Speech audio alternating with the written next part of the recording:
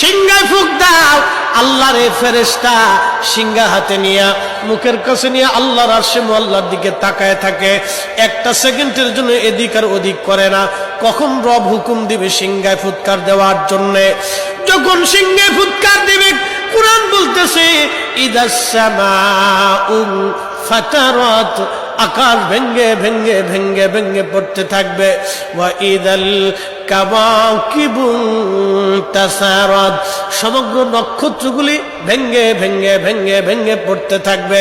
ওয়া ইদাল বিহারু ফুজ্জিরাত, সমুদ্রের তলদেশ উদ্দোলিত হয়ে যাবে, সমগ্র পানিগুলি পৃথিবীর উপরে আছাড় মারবে, আর ধুয়ে পাইলে সব পৃথিবীবাসীকে নিয়ে যাওয়া হবে। ওয়া ইদাল কুবুরু বুসিরাত, কবরের ভিতরে যাহা আছে সব আমার মালিক আমার রব বের করে দিবে।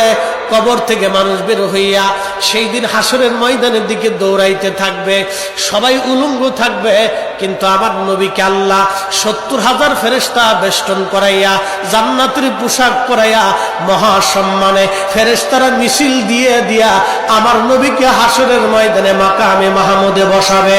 একবার জোরে বলা যাবে কি আল্লাহু আকবার। বাজান মুসলমান, খুব মনোযোগ দেন। হযরত ইউনূস আলাইহিস সালামের কথা বলছিলাম, মাছের পেটের ভিতরে ইউনূস। চিন্তা করলেন মরে গেলাম না বেঁচে আছি, লাড়াচাড়া দিয়ে দেখলেন না বেঁচে আছি, দাঁড়ায় গেলেন খোদার পয়গম্বর, দাঁড়ায় দিয়ে সেজদার মধ্যে পড়ে গেলেন।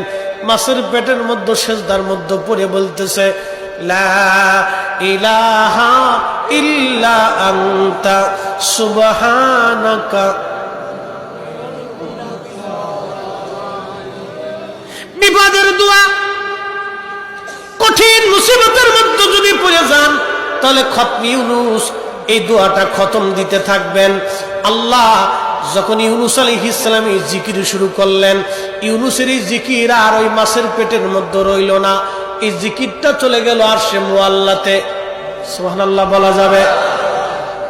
আরশে মুআল্লার পাশে এই জিকিরগুলি চারপাশ দিয়ে ঘুরতেছে। আরশে মুআল্লা ধরে রাখছেন ৪ জন ফেরেশতা কাঁধে করে। এই ৪ জন ফেরেশতা আল্লাহকে ডাক দেবে, বলে রব, আপনার বান্দা ইউনূস তিনি জীবনে ভালো অবস্থায় থাকার সময় আপনার জিকির করেছে, আজকে সে মাছের পেটের ভিতরে পড়ে গভীর সমুদ্রের মধ্যে আপনার জিকির করতেছে। আল্লাহ, ইউনূসের জিকিরের আওয়াজ আরশে মুআল্লার চারপাশ দিয়ে ঘুরতেছে। আল্লাহ, আপনি আপনার ইউনূসকে মাফ করে দেন।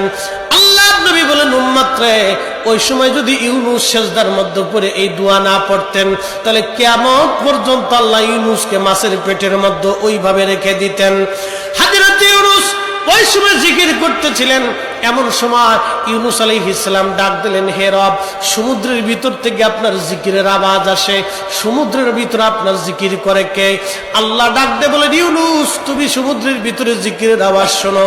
সমুদ্রের পানি আমার জিকির করে, সমুদ্রের কঙ্কর আমি আল্লাহ জিকির করে, সমুদ্রের পাথর আমি আল্লাহর জিকির করে, সমুদ্রের বালুকণা আমি আল্লাহর জিকির করে, সমুদ্রের মাছ আমি আল্লাহর জিকির করে, সমুদ্রের শ্যাওলা আমি আল্লাহর জিকির করে, সমুদ্রের নিচে গাছ আমি আল্লাহর জিকির করে, সমুদ্রের নিচের পাহাড় আমি আল্লাহর জিকির করে।